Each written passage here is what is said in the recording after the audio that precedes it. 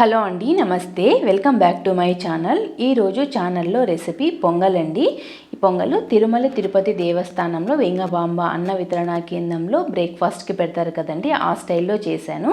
నేను తిరుపతిలో ఈ పొంగల్ టేస్ట్ చేయక మునుపు ఎన్నో రకాలుగా వివిధ డిఫరెంట్ స్టైల్లో పొంగల్ ట్రై చేశాను, కానీ ఒకసారి ఇలా చేసిన తర్వాత నాకు ఈ స్టైలే బెస్ట్ అనిపించింది. అందుకే నేను ఎప్పుడు చేసినా పొంగల్ నేను ఈ స్టైల్లోనే ప్రిపేర్ చేసుకుంటానండి. చాలా టేస్టీగా ఉంటుంది.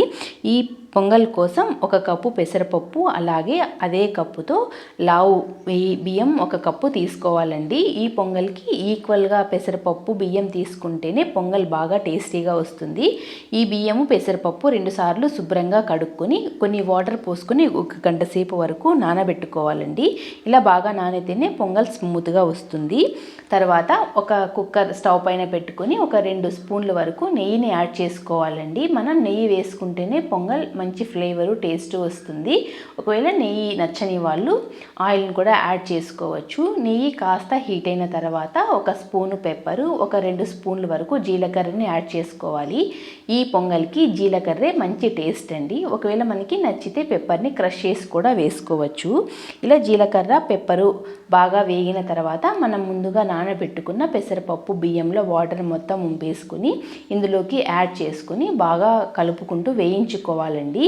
ఈ పెసరపప్పు బియ్యంలో తడి మొత్తం పోయేంత వరకు వేయించుకోవాలి. ఇలా వేయించుకుంటే పెసరపప్పు బియ్యము కాస్త మెత్తబడతాయండి. టేస్ట్ కూడా చాలా బాగుంటుంది.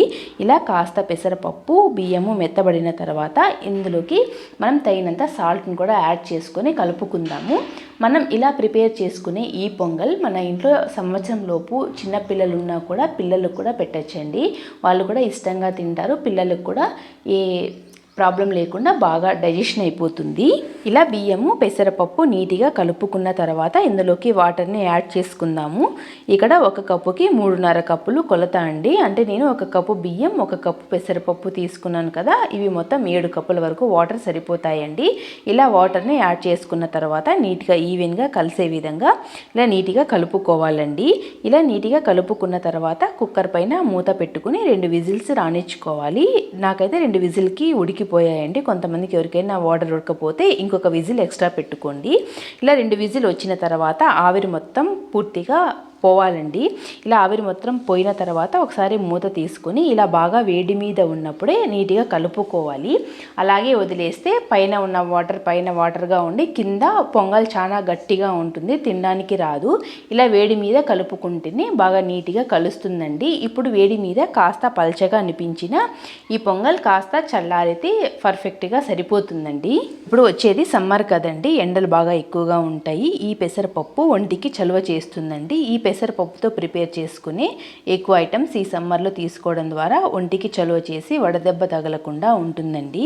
ఇలా ప్రిపేర్ చేసుకున్న పొంగల్ కాసేపు చల్లారిన తర్వాత సర్వ్ చేసుకోవటమే. చూడండి, ఒక 2 నిమిషాల తర్వాత పర్ఫెక్ట్గా ఈ స్ట్రక్చర్ వచ్చింది. పొంగల్ చాలా టేస్టీగా ఉంటుందండి.